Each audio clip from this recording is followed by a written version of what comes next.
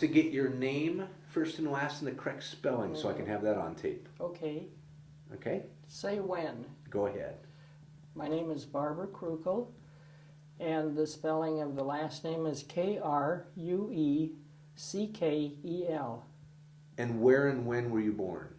I was born in Oakland, California, July 25th, 1922. Great. And I have asthma. Yeah, what now? I have asthma. Oh. Well, I know how that goes. Do you? You probably know albuterol and some of the other... Yes. Yeah. Yes. I have a little bit of what my dad did, and I learned more about medicine than I ever wanted to know. Yeah. So Oakland. You grew up in Oakland. Yes. Went to grammar school there and high school. And then I went to the University of California at Berkeley and lived in Berkeley. First with my mother and father, and then with my mother. My mother and father would get together, and then they would separate, and then they'd get together again. It was a long-running affair. And shall we start with the beginning of the war? Yeah, and I'll bounce around a little bit. When you were a little girl, yes. do you remember... The Depression. Well, but do you remember thinking, when I grow up, I want to be something? Do you remember as a little girl what you wanted to be when you grew up? Well, I wanted to be an Indian. I remember that. I went through my Indian period, and let's see. I probably wanted to play football. I remember football, and that wasn't too practical. By the time I was 13, I knew I wasn't going to play football. But I remember that my mother decided that I was going to support her so she could separate permanently from my father, and so I was to be a secretary. So in high school, I never took any college prep courses. I just took shorthand and typing and fooled around. And then a few teachers got a hold of me and said, you have to go to college. And so I went home and told my mother, and so she proceeded to have another breakdown. And I took college prep courses in my senior year, and I post-graduated a year in high school. So I took algebra, geometry, chemistry, physics, German, and English all together. And my counselor tried to prevent me from doing that, said I couldn't do it, but I went to the principal on my own and said I can do it, and he said, sure, you can do it, and I did it. And there was no problem there. What did you want to... What was I going to be? I was going to be a journalist. Then I was going to teach English. And as we went along, I majored in psychology, and then in between one job I did during the war, and then coming back afterwards, I was pre-med, and actually I didn't graduate from college for 10 years after when I was supposed to, because I'd majored in everything, and I didn't have enough upper division units. But I managed, working at the radiation lab, to acquire taking courses, enough upper division units, and finally did graduate, and I was very proud. That was in 1953, 10 years later. Yes. Where were you when Pearl Harbor happened? Do you remember? Well, yes, I do. I think we all do. I was sitting in a house with Mom and Dad in the Berkeley Hills, and we woke up that morning and we heard that the Japanese had bombed Pearl Harbor. And so we could look right out through the Golden Gate where our house was situated. And I think we spent most of the day looking out, expecting the Japanese to fly in and bomb us, which was not unusual, you know, I mean, to think that. I think we were all quite frightened. But the next day I had an econ exam, and I didn't like econ, and I didn't do too well in the econ exam. But I remember it was very clear, and I remember when the war first started in Europe. I remember walking to high school one morning and thinking, Europe's at war. And it was a very strange thing. And then 2 years later, why, along comes Pearl Harbor Day. And it was my father's birthday. So that coincided. But I had no idea of doing anything, of joining the service or anything like that. My primary idea was to finish school. And so what I did was get my AA degree in 1942. There's a date for you. And then I did go to work, and I went to work in the shipyards as a secretary, where I learned I never wanted to be a secretary. And I didn't work too long, but I worked until, well, actually I saved up $500 and quit the job. And I remember the shipyards. The one thing I remember is Bing Crosby and Dinah Shore coming to sing. They were on a flatbed truck, and Dinah Shore was quite spindly. Do you remember? She was before my time. Yes. Yes, I do. You know the name? Yeah. Oh, yeah, yeah. Yeah, the songs were terrible. They were dreadful. They were Tin Pan Alley, and they were punk even then, you know.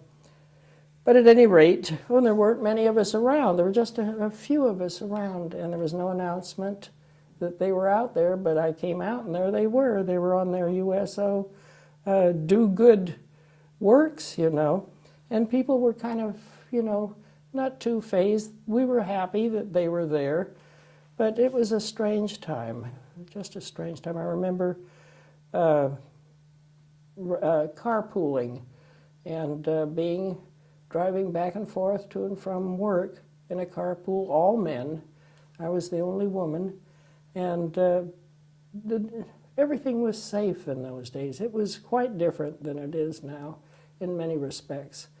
Now, did you choose to be a secretary at that shipyard, or at that point did they say, "Oh, you're a woman, so you can't work down the yard. We're going to put you"? It was the only job. It was the only. Yes, it was the only job I could get at that time. I remember before we carpooled, I was used to do the bus and then the train out to the shipyard, and there were many blacks or Negroes or African Americans, we called them Negroes in those days, who would come to Oakland to work specifically in the shipyards. These were Kaiser shipyards, 3 yards out there. And those women most certainly worked in the yard, but I didn't. And so anyway, when I quit my job as a secretary, why, I decided to take a trip around the West, and I bought a round-trip ticket on a Greyhound. It cost me $50, and I went from Oakland down to, just riding on bus after bus, to Arizona and New Mexico, and then up to Colorado and Utah, and then to Oregon and Washington, and then from Spokane went into Canada on a train, and went up to Banff and Lake Louise, and then turned around and came back. And that had incidents all along the trip. There were many, many incidents, but I was always safe. And that was interesting in many respects. I have to leave some of the stuff out, or that would go on and on. And anyway, when I came back, I went back to school, and that was my junior year. And then, during my junior year, why, a few women students were shipping out for Scandinavian shipping lines into the Pacific. And that seemed to me very adventuresome. And so I decided that was what I would do. I'd take time off. I wanted to get into the war somehow, and I didn't want to give 4 years up to the whacks of the waves. And so I got my Siemens papers and in San Francisco, and then bought a bus ticket again, many bus tickets back to New York. I was going to ship out of New York on Scandinavian shippings, which was quite feasible and made a lot of sense. And I was going to jump ship in England. And continue my education. And I had a letter of introduction to one of the universities over there from the head of the psych department. Yeah, it was all, perfectly logical. And by the time I got back to New York, why, the chief of passports at that time was a woman, and she'd come out with the edict, more or less, that no woman who was a United States citizen could ship out for Scandinavian shipping lines because they were misusing the women. And so I was stuck in New York City with exactly $60. And I didn't know what to do. I really didn't. But I thought, well, I'd look around New York. And I had been told to go to Nick's in the Village, that the jazz was going on there. And so I went down there each night. I lived in the Women's Hotel, Martha Washington Hotel for Women on 29th Street, East 29th. And I would go down to Nick's in the Village and sit there. And I heard Teddy Wilson and Eddie Condon and Miff Mole and Muggsy Spanier, and they played marvelous jazz, and I loved it. And then, wondering what I'm going to do, wandering all over New York, where I see a sign at a post office, and it was like Uncle Sam Wants You, only it wasn't quite that. It was go sign up for if you want to be a mechanic working for Uncle Sam or something like that. And I thought, that's good, because I was very low on money and I was getting hungry, literally, eating in delis and having to be very careful, eating apples mainly. And so I went in and I took the test, which amounted to putting pegs, in the proper place, and I passed. And all of a sudden I'm signed up to be a mechanic. And so I trained. And then it went on from there. And that was under the Atlantic Overseas Command, under the War Department. And I thought, well, I'll get into the Atlantic that way. I'll get to England that way, and I won't be signed up for 4 years, and the war was still going, and it was strong. And Roosevelt we didn't know that he was ill. He was doing fine, we thought, and he'd been president most of my life. In fact, he was president from the time I was 10 till I was 22. And he was like a father to us, and Eleanor Roosevelt was like a mother. And she was a heroine. He was a hero, and she was a heroine. And so, anyway, we were 90-day wonders. We were trained. I was trained in engines and propellers, and I thought I was excellent as a mechanic. And then I read a review of what kind of a mechanic I was, and it said I was very poor as a mechanic, but excellent on the theory. Which, fazed me. So where, the 90-day wonders, where did you train? In New Jersey.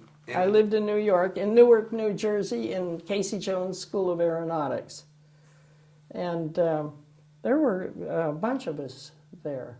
Now, all women, or was it men and women? No, mainly men. Very few women, really. So how was your reception by the men coming into at that time? I don't remember that I paid any attention to them. I didn't pay attention to anybody, people would come up to me and be friendly, and that was fine.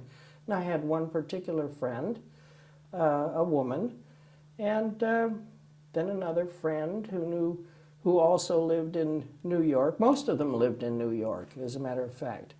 And in my letter to you, I mentioned all the different New York accents. I was the one, the outlander. I was the one they didn't understand. But at any rate, I met a woman who knew where we could get chili for 25 cents with a cup of coffee for a nickel, and that was the answer to my dinners at night. I mean, that was marvelous. But they were interesting people. I mean, it was quite a different bunch of people. How intensive was the program? Very intensive. We went all day long and we studied at night. Working on a certain engine or a variety? The or what? theory. The theory, yes. No, in the daytime we worked on engines. We had to take an engine down. We stripped it all down, and the parts were on the floor. I was accused later on by a friend who said that I was the only one who would get in there and shove the others aside and see to it that I learned how to do it. So I'm very sure that review of my poor performance, that was wrong. I think that was, it really was. It was prejudiced. It was written by a man, who couldn't accept that a woman was a good mechanic. And as far as the other women were concerned, they didn't stand a chance because I was in there pulling the thing apart and putting it back together again. And so you did see resistance from, they have polite ways I wasn't that much aware of it. Okay. I didn't pay any attention to it because I was unused to it, really, and I didn't know it existed, to tell you the truth. I knew generally women could only do certain things, and I'm pretty sure that's why I was motivated and subconsciously directed into doing anything that had nothing to do with women's jobs. Yeah, I was perverse. I'm quite sure that there was a perversity there, and I wasn't going to do it.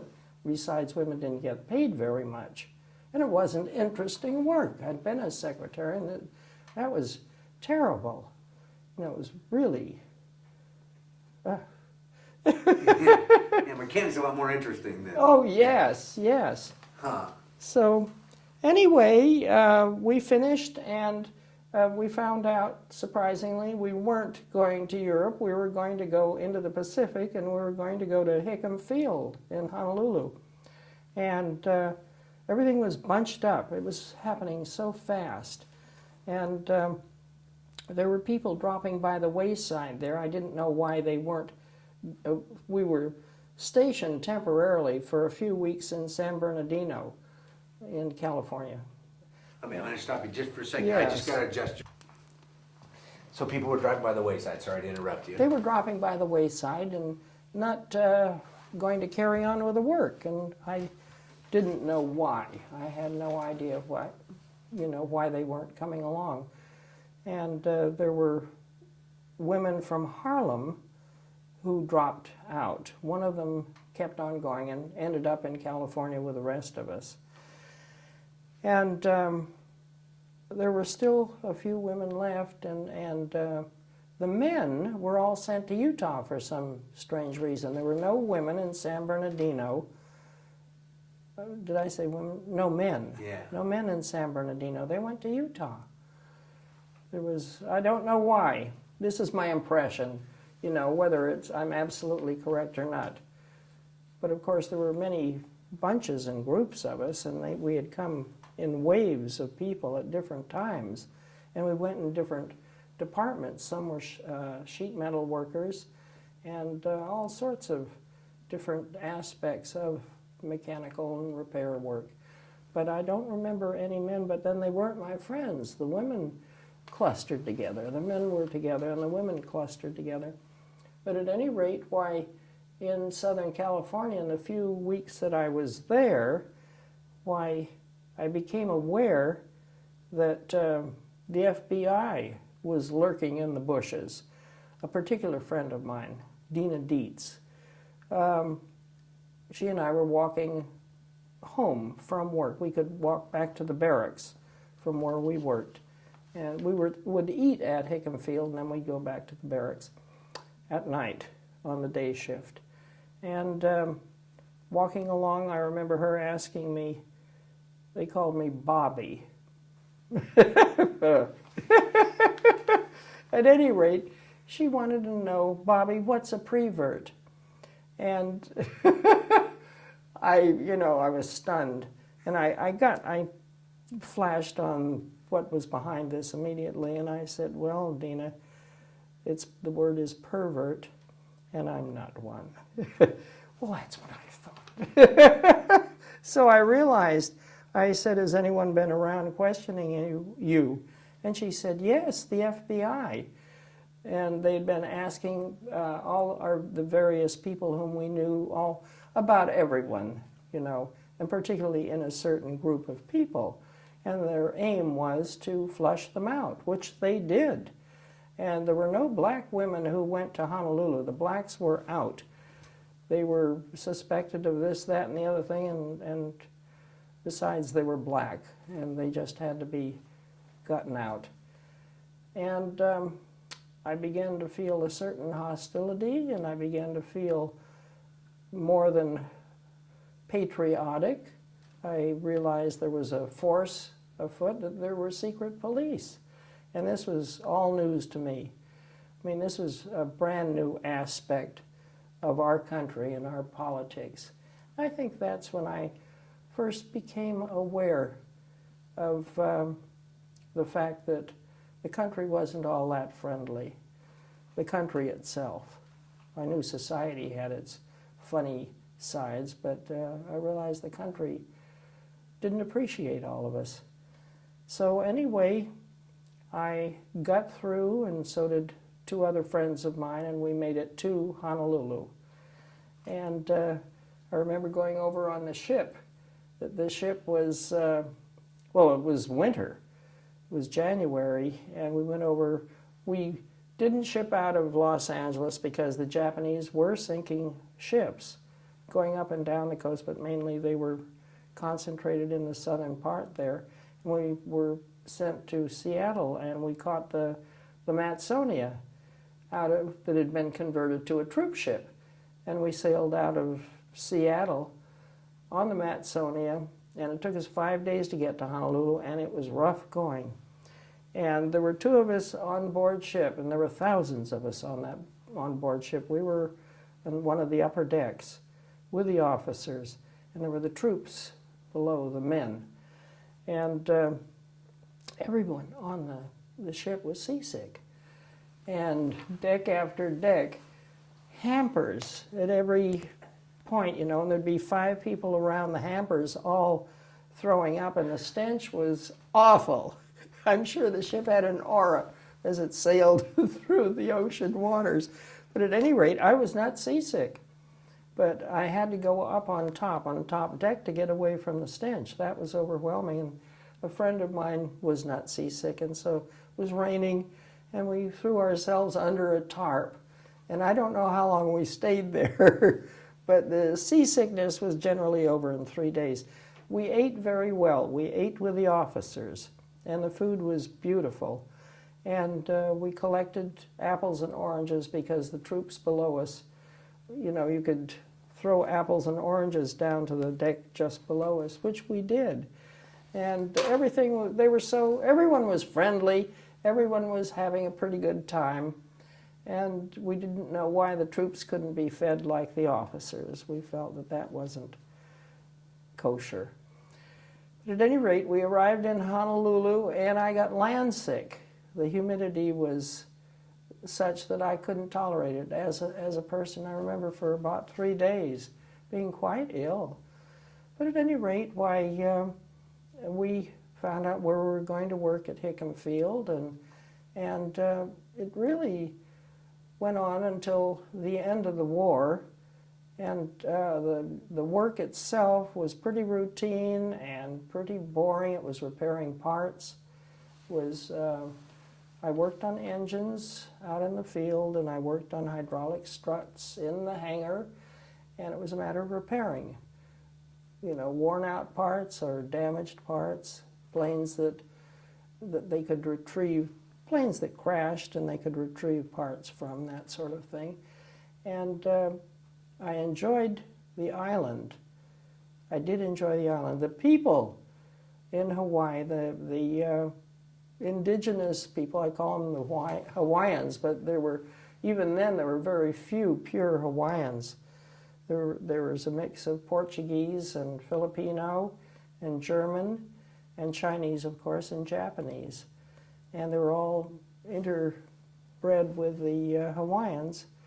And the people who lived there, who were native to the islands, were not friendly to us at all.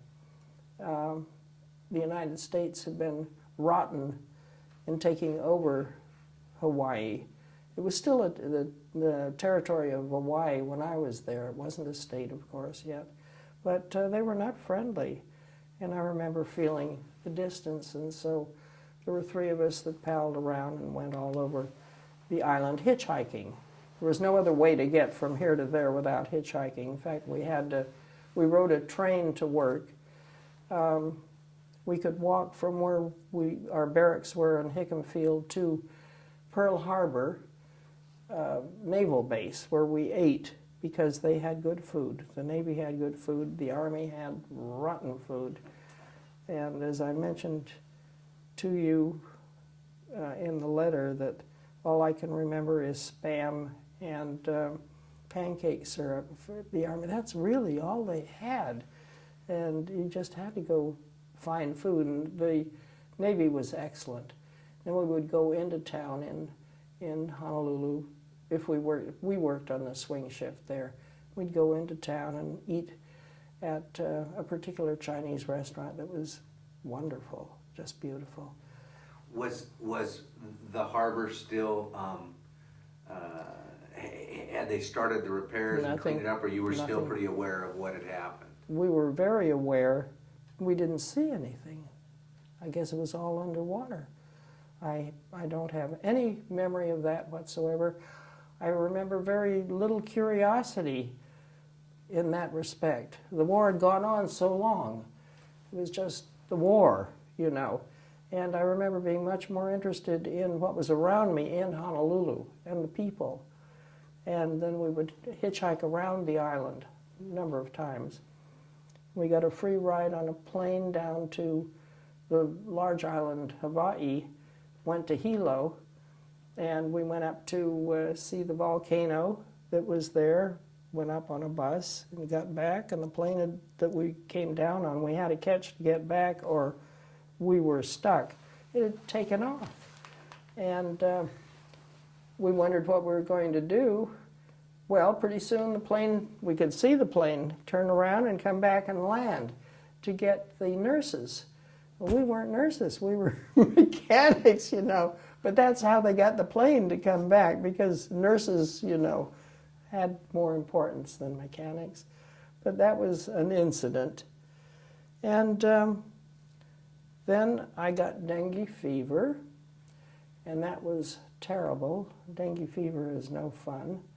And I was diagnosed at the field hospital there at Hickam, at the base there. And there were only 3 people on the island who had dengue at the time.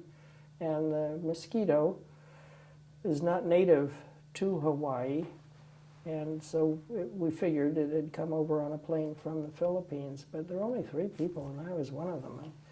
And dengue doesn't leave right away. And I think, I was told later that I probably had what they called white hepatitis at the same time. I was very sick. We didn't get jaundice, but we couldn't eat without, or I couldn't eat without being exceedingly ill. And that was about the end of my working career there.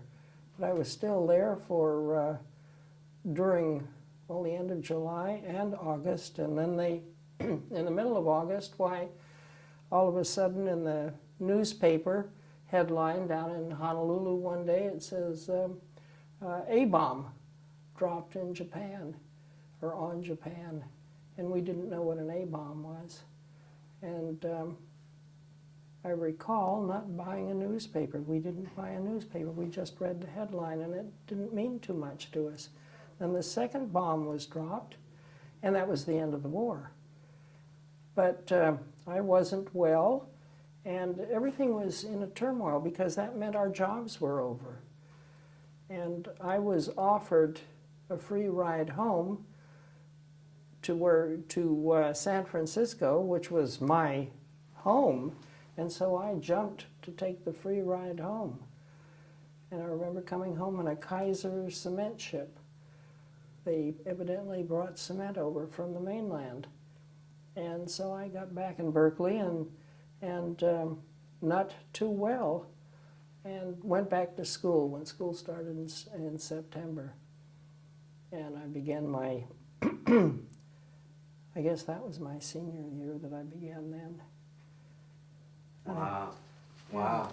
So I kind of rambled on here. No, because you give me a good overview of all that happened. So More or less. You were on the island for how long as a mechanic? I would say 6 months. Well, January to August.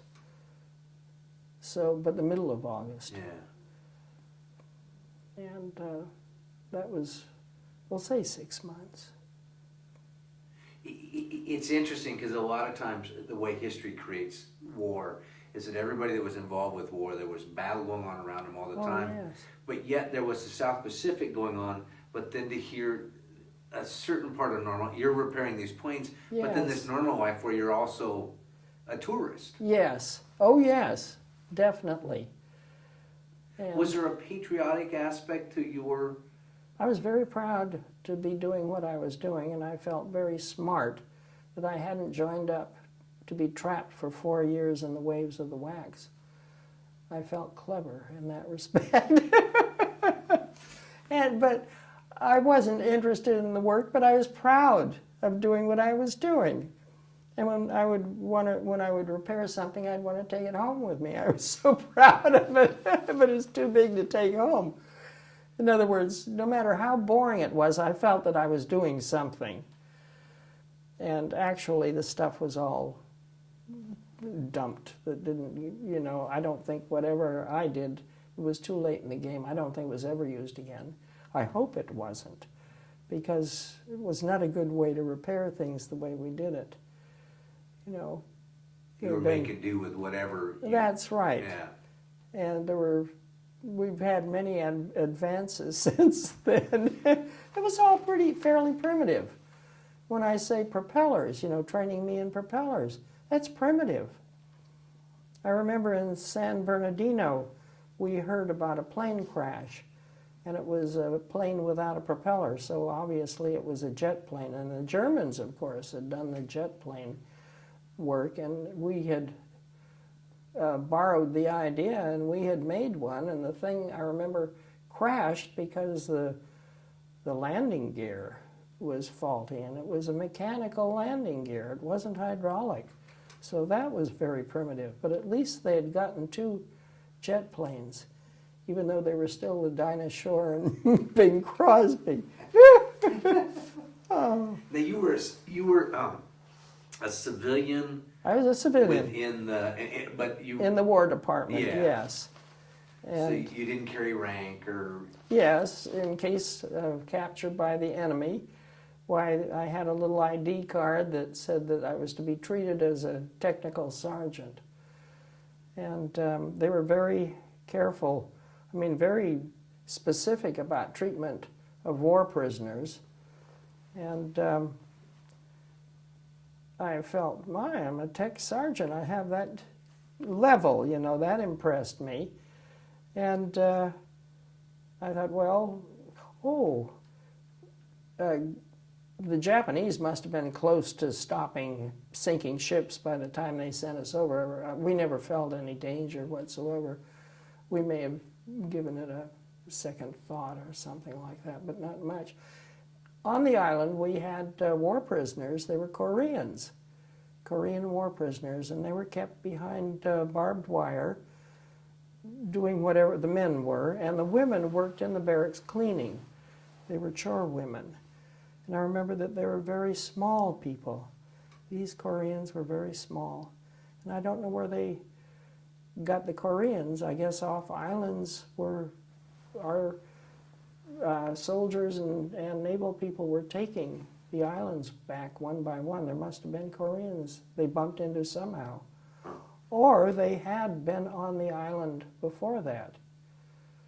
That's what I was wondering, if they'd been on the island, They and just like probably, we did with the Japanese-American citizens here. Well, we put those, of course, in concentration camps, And a lot of them who were, their residence was Hawaii, got sent back to Hawaii, and they didn't go into any camps in Hawaii. So it's interesting. There was no treatment against the Japanese in Hawaii whatsoever. There was no rhyme or reason to any of it. No. One side of the Columbia River, Yeah. you were interned, the other side you weren't. You could live 20 miles apart. Isn't that interesting? Yeah. What did you? Now your mom, way back, she thought she wanted you to go and become a secretary so you could Yes. support her. What did she think about you going on to become a mechanic? She never said anything about it. She was non-committal. She was always supportive of anything I did. It didn't matter. And of course, since I wasn't going to be supporting her, why, she was forced back, you know, and Dad came back into the house. So I didn't have to worry about her support at that time. And they both were very supportive of everything I did, as a matter of fact. But I remember not being very political whatsoever, but feeling that there was certainly prejudice out there, and that I had to be aware of that. And I felt great antipathy towards any prejudice whatsoever. And when I came back to Berkeley, I joined the Interracial Society immediately, which was strong in Berkeley. And that lasted. A few of my friends I had met, there weren't any communists, you know, to worry about whatsoever, but I bumped into a few because I got around. And a few of my friends were communists, and of course they were kicked out of the party. But before they were kicked out of the party, why, they joined the Berkeley Interracial Group Society and ruined it. They volunteered for every office or any work that had to be done, and they took over more or less, and that was the end of that. It was really the end. So when you say prejudice, are you talking a broad brushstroke prejudice? Brushstroke prejudice. Oh, I have particular ideas. I mean, this is for school children, isn't it? no, which is fine. Which is we want it to be as candid as possible because, in the way that we build the first part of this, it was history as told by a person's perspective. Yes. Because history books have sanitized so many things. Oh, yes. Originally, they were worried about people saying Japs. Well, when I interviewed people and they were referring, and we have a disclaimer that explains it, they were referring of a part of their history. And if you Yes. took that out, you don't understand where the prejudice came, and you don't understand Yes. some of that. So that's a lot of what we're learning now is the things. Well, there was a racial prejudice, of course, across the board.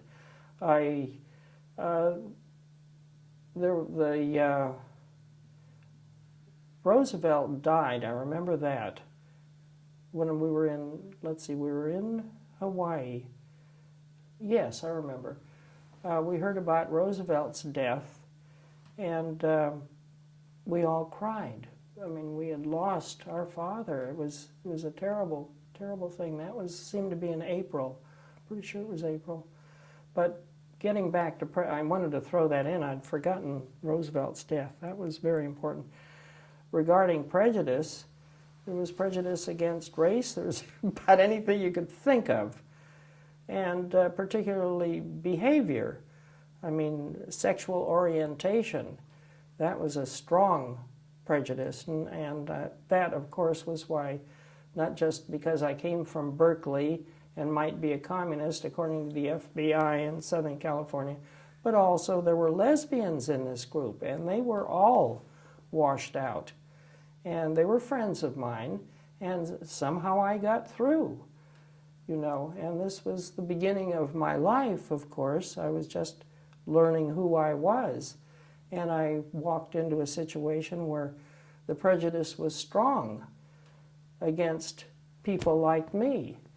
And, of course, that was very disturbing and nonsensical. It was not rational, and it wasn't logical. And so that's how I learned to deal with lack of logic and prejudice and handle it after my own fashion. And I certainly didn't let it chase me back into a way of living that I didn't want to live. I stayed my own person. Was it a subtle prejudice? Or was it? Not if the FBI was going after you. And remember, Bobby, what's a prevert? That's not so subtle. I mean, that's going after people. And then just saying that they couldn't be accepted. The excuse why they couldn't be accepted at that time was that they could be blackmailed by the enemy. Because by then the Russians were our allies, and the Russians were going to take us in hand and blackmail us. So that's how they could eliminate us from getting clearance. So they used a supposed untrustworthiness. Was that kind of their? Well, they couldn't, yes, I mean, we were a weak link. We could be blackmailed. We could be spies working for the enemy. But I was not aware of that particular thing at that particular time. Later on, that came. But I knew that they didn't want us. And it was just a prejudice to me at that point, mainly just prejudice. And I wasn't aware of that because I had been an innocent person who had gone to New York City. I was quite innocent. Took the Greyhound bus and Many Greyhound buses, 8 days across the country. So now there's this challenge of women stepping into new roles, and then there's new sexual orientations that are being exposed. Yes. And I assume that there was just like the whole Red Scare where it just went. People could be deprived of their means of making a living, and it was a very sad time in that respect. People were being discriminated against for this or that. None of it made sense. And so I had a view of my United States not being my United States. In other words, the other picture of it. And I certainly made my way in life. I mean, I didn't let it stop me. It damaged a lot of people along my way. I knew of many suicides, many people who couldn't stand not to be accepted. And their families didn't accept them. So it was quite tragic. So that's why I asked and used the word subtle discrimination. I mean, like today, there's discrimination that goes on, and they don't really ever answer your question. If say like in a hiring practice. Yes. So they kind of give you this. I faced that. So is that how the military or how the FBI did it too? I mean, when they Oh, they were pretty open about it, I imagine. They never came to me, but I think they were pretty open about it. We were undesirables. And yes, we were subject to blackmail, I guess. I didn't know at that time. I didn't know till later. But when I would go for work, I always got clearance, but I got low clearance. And there was a file on me, I know. I'd like to see it. I never tried. I just didn't want to pay them that much, give them that much. What should I say? Your file only says that you were a good mechanic in theory. That's what your FBI file said. Yes. It's interesting because I wonder if there was the same scrutiny on the male side of... Worse. Oh, there was? Far worse. I didn't know what was going on there at that time with the males. But later on, I have come to realize that there was far more prejudice against the males. It was far harder on them. And it was because of friends that I had. And I would hear what they had bumped into. And I realized that the prejudice against me was mild, because whatever people had against my kind, it was something they didn't want to look at or acknowledge. You know, lesbians didn't exist for most Americans, I think. Middle class, middle-browed. They didn't exist. Men didn't want to consider. Men have run the society, and men didn't want to look at it. And besides, I think there's a lot I won't go into. Was it a hush-hush? It's Where interesting. I'm concerned, not among ourselves, but among friends we had, more or less, who were not lesbians, because you didn't go around broadcasting it by any means. And if they suspected, why they kept it to themselves. Was there gossip? There was always gossip. And it all depended what you were working in. I mean, the higher if you were working at the university level, why, there was very little prejudice, unless someone wanted to take it out on you. And I bumped into that at the radiation lab. You don't want me to go into that, I'm sure. Was there a difference when you, because you started at USC before the war. UC. Or UC, sorry. Yeah. And you came back after the war. And went to school, and then worked at the radiation lab, and still went to school, worked full time, and took courses. Were you starting to see a societal change at all? No, no. It was the level. I had worked as a secretary, and there was no problem there because I had no problem, in essence. And then at the university level, there was no problem. And then in graduate school, there was no problem. Except at the radiation lab, I did have this one boss who tried to get me. Really tried to get me. And he didn't. It did make a difference. That's one reason I went on to graduate school. He lost his job because he tried to get me. And I went over his head and said, "What's going on here?" I went to personnel. I fought it. And nobody wanted to fight me. You know, I guess maybe they were aware of lawsuits. I wasn't. I was just aware of, I will fight. And that was the main thing. As women gained more freedom, because we had, you know. That was different. Well, did that help open some of these other doors up, or did it not help change some of these issues? I went to work for McDonnell Douglas. My partner and I had a partner for 45 years, and she recently passed away just last year. And she and I had a shop in Los Angeles. I skipped a whole bunch of things. I have patents. I discovered a few things in chemical engineering, and I had a benefactor who subsidized me, and I invented a few things, and I made a few discoveries along the way, but that's a long story. And at any rate, why I wound up working with a shop. I made screens and tabletops because I'd developed a technique whereby I could use resins and aniline dyes and made, I'm not an artist, but I could design. And I made designs and sold them to interior decorators and architects in Los Angeles. I had left Berkeley and gone to Los Angeles. And I had that for 5 years. And then I got to the point where I wasn't making that much money because I was competing with commercial products. And so I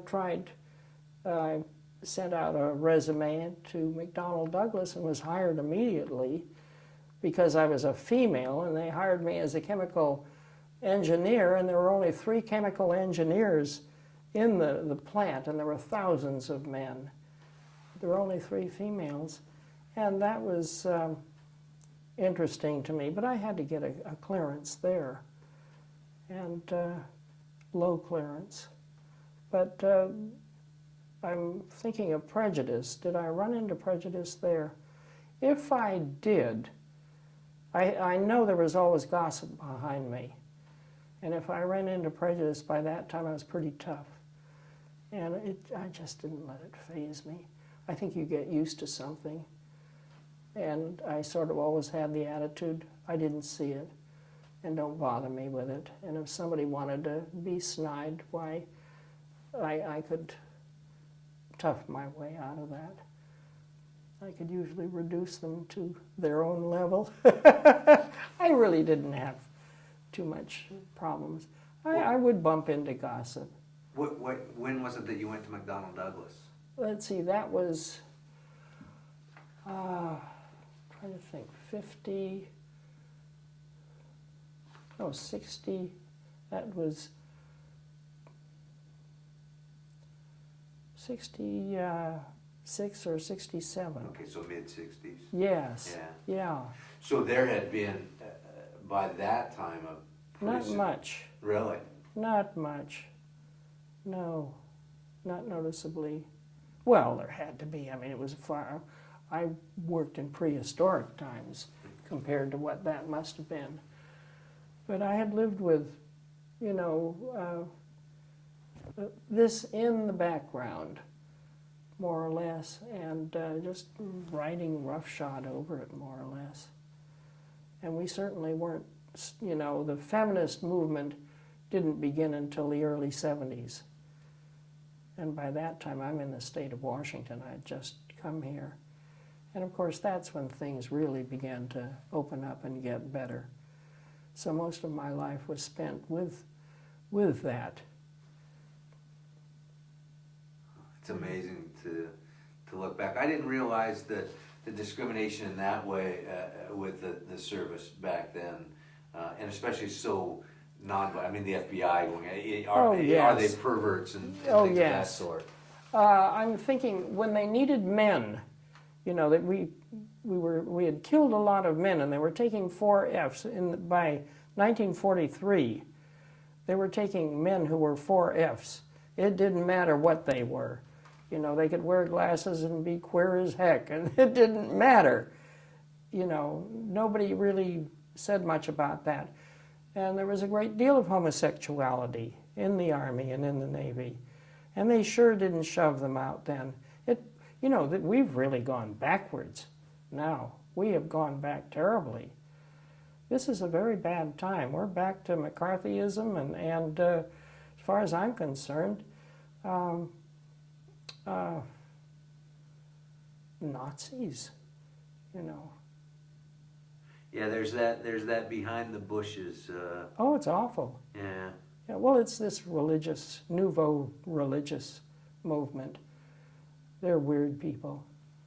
They really are. It's like anything, you get to those extremes on either Yes. side. Oh, yes. And they're very strong now, and the politicians have made good use of it. They don't believe a thing, you know. I mean, they've just got a solid South that's as ignorant as it can possibly be, you know, in the lower or the middle classes. And it grew out of racism, mainly. I mean, this whole religious thing grew out of racism, I think. And I have no use for it, of course. A lot of fear of the unknown for people, I think. Oh, yeah. Unfamiliar. Yes, well, they have to hate. They have to be mean. These are people I wouldn't want to know. I really wouldn't. I think they're very cruel people. And if human nature isn't directed in a decent way, why, it's going to end up the way it's ending up in this country. And we are going backwards. We have been, and we have lost our freedoms, and they are listening in on us. I mean, you can be as paranoid as you want to be now, and you're right in there. It's true.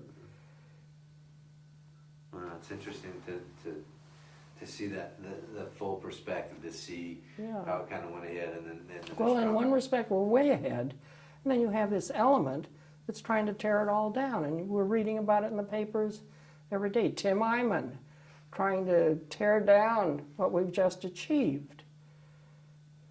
Is it the same element that's trying to tear it down? It's the same element that you faced in World War II that is It has to faced be now? human nature, and that would be the same element. And I didn't know Southerners then, and I wasn't in the South, and I never wanted to go into the South because of the racial problem. But it's the same element, and these people have been misled. And you have these pastors, you know, what are their names? Pat Robertson. They don't believe a word of what they're saying, but they're making money. They're making, you know, hundreds of millions of dollars, and they have political influence, and it's the politics and the religion and its power. And they're the perverts. They really are. They're the perverts. Was it a religious influence in World War II also? Or was it just a governmental? I remember working in the lab. I remember specifically in 1951, pardon me, thinking to myself, thank God religion is just about over. And in Berkeley, this was my view, you know, working at the lab there. No one belonged to a church. No one was religious. And I thought, by golly, religion is just about over. And I had been irreligious, brought up in an irreligious family 3 generations back. And so I thought, well, that's a relief. But I had no idea that it was because of prejudice. I just felt these are a bunch of illogical people, and it's just about over with. I also thought the Republican Party was just about over with. So I've been wrong. Wait, did you meet your partner in the service or after the service? Oh, so no. 45 would have been 45 years would have Yes, been after. no, I met Mary. I went from Berkeley to Los Angeles because you could make a better salary in Los Angeles. Graduate school only lasted 1 semester. I didn't have the money to go on and get a PhD. I was going to get it in pharmacology. And not pharmacy, but pharmacology. And I had heard that you could make a lot more in LA, and it's quite true. So I went to Southern California and found an apartment that looked good in East LA. It was a bunch of little buildings, and it was like duplexes. It was very picturesque, and there was a big jacaranda tree or jacaranda tree. And I moved in there and met my partner there. And we just went together and lived for 45 years together, going through this, that, and the other thing, up and down, and, you know, good times